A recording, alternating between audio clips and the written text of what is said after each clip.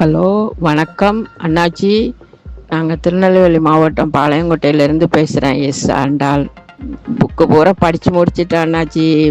பேச்சியம்மா கதையை படிக்க படிக்க கண்ணிலேருந்து கண்ணீர் தான் வருது. எங்கே படிக்க, கொஞ்சம் வச்சுட்டு மனசை தேத்தி இவ்வளோ நாளாக 10 நாளாக படிச்சிருக்கேன் அதை. அண்ணாச்சி ரொம்ப நல்லா இருந்தது அண்ணாச்சி.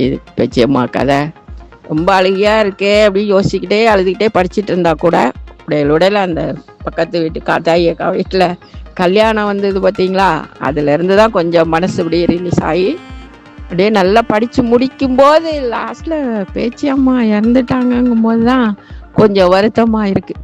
குட்டியப்பன் அவ்வளோ கொடுமை பண்ணினவராக இருந்தாலும் அவரை பார்க்கணுன்னு அந்த அம்மா மனசில் என்ன இருந்திருக்கு. அவர் பார்த்துட்டு உடனே இறந்துருந்தா கூட நல்லா இருந்திருக்கும். பார்க்க முந்தையே இறந்துருக்கு. சரி, ஏதோ அதில் ஒரு கருத்து இருக்க போய் தான் நீங்கள் அந்த மாதிரி எழுதியிருக்கீங்க. நல்லது அண்ணாச்சி. குட்டியப்பன் மாதிரி ஆட்கள் திருந்துறதுக்கு நிறைய வாய்ப்பு இருக்குது. ஆனால் நாங்கள் இதே மாதிரி வாழ்க்கையவே நிறைய பேர் அனுபவிச்சுட்டு இருக்கிறாங்க. அதை நாங்கள் பார்க்க வேற செஞ்சுருக்கோம். ஏன்னா நாங்களும் 1964 பிறந்த ஆள்.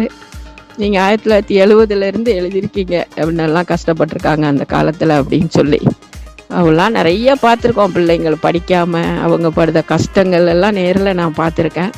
ஒரு காலத்தில் கரண்ட் இல்லாத சமயங்களில், கரண்டே வராத சமயங்களில் அப்போல்லாம் எல்லார் வீட்லேயும் கரண்ட்டு வாங்க முடியாது. அந்த நேரத்தில் முதல்ல கரண்ட் வந்ததே எங்கள் வீட்டில் தான். எத்தனை பிள்ளைங்க அதில் பாடம் படிச்சிருப்பாங்க.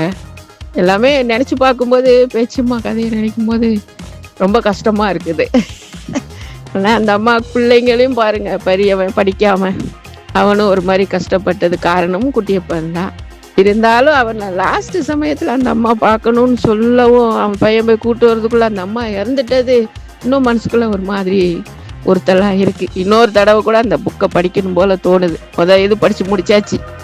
இன்னொரு சமயம் மேலே படிச்சுட்டு இதை மாதிரி யாராவது கஷ்டப்பட்டவங்களுக்கு, இந்த மாதிரி இவ்வளோ ரூபா கொடுத்து வாங்க முடியாதவங்களுக்கு இந்த புக்கை கொடுத்து நீங்கள் படித்து வேறு யாரும் வாங்குறதா இருந்தால் வாங்கிக்கிடுங்கன்னு சொல்லலாங்கிற அளவுக்கு மனசு அந்த புக்கில் இருக்குது. ரொம்ப நல்லது அண்ணாச்சி. இதை மாதிரினா நீங்கள் நல்ல புக்குகள்லாம் எழுதுங்க. எப்பவும் இந்த மாதிரி முகநூல்லேருந்து வர உறவுகள் என்றைக்கும் நல்ல நட்பு கடைசி வரைக்கும் நிற்கும் அண்ணாச்சி. ரொம்ப சந்தோஷம். அந்நியாரை ரொம்ப விசாரிச்சதா சொல்லுங்கள்.